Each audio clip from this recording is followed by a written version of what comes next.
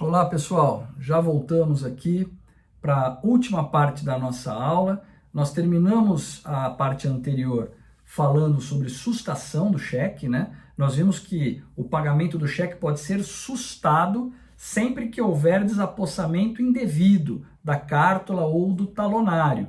Desapossamento indevido, leia-se, furto, roubo, estelionato, receptação, apropriação indébita, enfim, por alguma razão eu perdi a posse indevidamente daquela cártula. Então, eu dou uma ordem ao banco sacado para que não pague aquela cártula, tá? Esta ordem, esta sustação, poderá ser feita de duas formas, duas espécies. A revogação, também conhecida como contraordem, ou a oposição. Elas são muito parecidas em efeitos, mas tem uma diferençazinha. Por quê? Porque a revogação, ela só opera efeitos após o decurso do prazo de apresentação do cheque.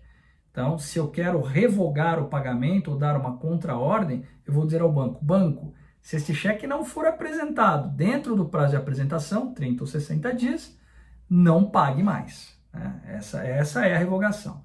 A oposição, por outro lado, opera efeitos imediatos. Essa é a mais comum. Se eu fui furtado, se levaram o meu cheque assinado, né, eu emiti um cheque e foi furtado esse cheque, eu quero que o banco não pague a quem apresentar esse cheque lá. Então, eu dou uma ordem de sustação que se chama oposição, porque a oposição tem efeitos imediatos, artigos 35 e 36 da lei do cheque, ok? Bom, cheque sem fundos. Né? Cheque sem fundo talvez seja um dos maiores problemas aí do mercado. No dia a dia é muito comum cheque sem fundo. Como eu disse, no passado era muito mais comum, porque o cheque era muito mais usado. Hoje usa-se menos, né? Hoje usa-se mais meios eletrônicos de pagamento. Essa questão de cheque sem fundo diminuiu, este problema diminuiu, mas ainda existe. O que é o tal do cheque sem fundo? Bom, eu emito um cheque, né, determinando ao banco que pague ao beneficiário determinado valor, mas eu não mantenho fundos suficientes no banco para que ele pague.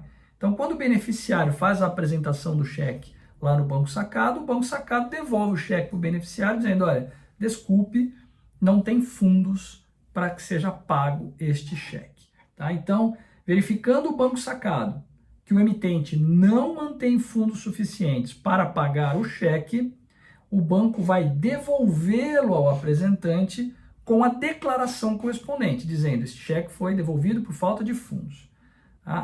O Banco Central ele tem uma regrinha que permite que o cheque seja reapresentado uma vez. Então você apresentou, o cheque voltou sem fundo, você pode reapresentá-lo novamente para ver se agora tem fundos ou não. Mas você não precisa reapresentá-lo. A partir do momento em que pela primeira vez aquele cheque já foi devolvido, você já pode executar, né, os cobrigados cambiais, todos eles, emitentes, seus avalistas, endossantes, endossatários e seus avalistas. Preciso protestar? Veja, a lei diz que eu preciso protestar, mas a própria lei do cheque diz que a declaração de falta de fundos feita pelo banco, quando ele devolve com aquela declaração de que não tem fundos no cheque, ela supre os efeitos cambiais do protesto.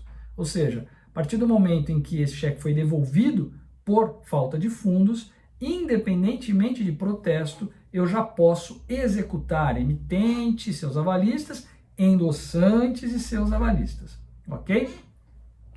Muito bem, ação cambial, né? Aqui agora a gente vai para uma parte bem prática para terminar a aula falando de prática pura. Nós vimos lá que a partir do momento em que o cheque é emitido, existe um prazo para que ele seja apresentado ao banco. Se não for apresentado naquele prazo de 30 ou 60 dias, aquelas consequências todas podem acontecer. Um outro efeito deste prazo de apresentação é que ele condiciona o início do prazo de prescrição da execução do cheque, caso ele seja devolvido sem fundo.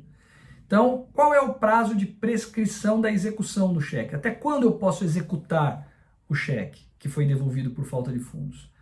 30 dias mais 6 meses ou 60 dias mais 6 meses, conforme o cheque seja da mesma praça ou de praças distintas. Então, se o cheque que foi devolvido por falta de fundos foi emitido no mesmo local onde fica a agência do Banco Sacado, ele é um cheque da mesma praça. Portanto, o meu prazo para ajuizar a execução será de 30 dias mais 6 meses. Se forem de praças distintas, 60 dias mais 6 meses. Dentro deste prazo, o cheque é um título executivo e me autoriza a ajuizar já direto a execução, né? Atos de constrição e expropriação patrimonial do devedor. Eu já vou direto invadir o patrimônio do devedor, não preciso de um processo de conhecimento para gerar um título executivo. O cheque é título de crédito e título executivo. Título executivo durante 6 meses, contados a partir de 30 ou 60 dias. Bom, muito bem. E se passar este prazo? Passaram os 6 meses mais 60 ou 30 dias e eu não ajuizei a execução. Posso executar? Não posso mais. Aquele cheque se desnaturou como título executivo. Ele não é mais título executivo. Mas ele ainda é cambial. Ele ainda é um título de crédito. Então, a lei do cheque, lá no artigo 61, estabelece a ação de enriquecimento ilícito ou ação de locupletamento ilícito, né? Artigo 61, repito, que diz que durante 2 anos você poderá ajuizar uma ação de conhecimento ou monitória com fundamento cambial. O que significa isso, ação com fundamento cambial? Não é mais uma execução, mas eu posso cobrar o endossante, eu posso cobrar o avalista, eu posso cobrar qualquer coobrigado. E também estou blindado contra as defesas pessoais que o devedor poderia ter contra, que o credor poderia ter contra o devedor originário, exceções pessoais a terceiros de boa-fé. Estou blindado. É como se fosse não, é uma ação com fundamento cambial. Não é mais uma execução, é uma cobrança ou uma monitória, mas com fundamento cambial, o que vai me possibilitar cobrar coobrigados puramente cambiais, como avalistas, e que não participaram do negócio que eu participei, e que vai me blindar contra defeitos ou contra alegações relacionadas a outras relações constantes no título e que não interferem na minha, ok? Então, durante 30 ou 60 mais 6 meses, execução. Passou esse prazo durante 2 anos, eu posso cobrar qualquer coobrigado cambial com fundamento cambial através de uma ação de conhecimento ou de uma ação monitória, não mais execução. Agora, depois desses 2 anos, o que acontece? Aí eu perco totalmente a possibilidade de cobrar coobrigados puramente cambiais, porque aquele cheque deixou de ser um título executivo, depois deixou de ser um título de crédito, e ele vira um pedaço de papel representativo de um negócio que foi feito. Então, depois desses 2 anos, o que me resta fazer? Me resta cobrar aquele que fez o negócio comigo, mas não com base mais no cheque, com base no negócio jurídico que foi realizado. O cheque passa a ser um papel que pode representar um início de prova de que o negócio foi realizado, ok? Mas aí não tem mais nenhum fundamento cambial. Eu não poderei cobrar, por exemplo, um avalista, porque o avalista não tem nenhuma relação comigo. Um endossante anterior, porque não tem nenhuma relação comigo. Só aquela pessoa que fez o negócio comigo é que poderá ser cobrada, e o cheque será apenas e tão somente uma indicação ou uma prova ou um início de prova de que aquele negócio ocorreu, ok? Então essa linha do tempo é importante a gente saber. 30 ou 60 dias para apresentar. Decorrido o prazo de apresentação, começa a correr o prazo de prescrição da execução, 6 meses.